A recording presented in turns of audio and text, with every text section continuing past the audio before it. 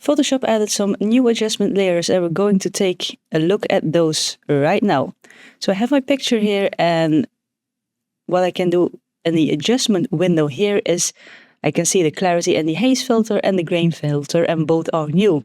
If you do not want to use the adjustment window, you can use the circle here and then choose the clarity and dehaze or the grain, or you can go to layer and then new adjustment layer and choose them here.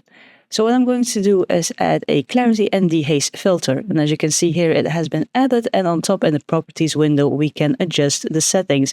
Now, the clarity will increase the edge contrast of an image, so it pops more. And if you decrease it, it becomes softer. And the dehaze option will add more contrast to your image, and if you decrease it, it will soften the image, as you can see. So you can really play around with this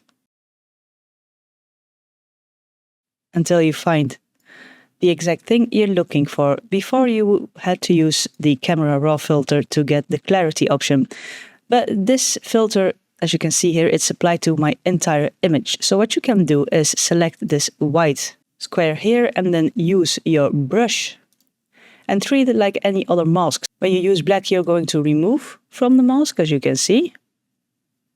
And you can see it here also. And if you use white by pressing X, you can switch easily. You will add again to it. The other option you also have is, let me delete this. If I select my layer and I, for example, say select subject, and then I go to select and then choose inverse or press Shift Control Command I.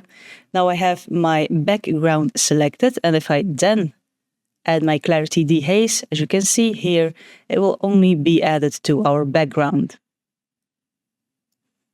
And it won't touch our subject. And then we also have the grain filter. So the grain filter will boost texture and it will be applied to my entire image now. As you can see here, we can add grain. We can choose the size of our grain and the roughness of our grain. And using the grain, you can add texture to your image if you want to.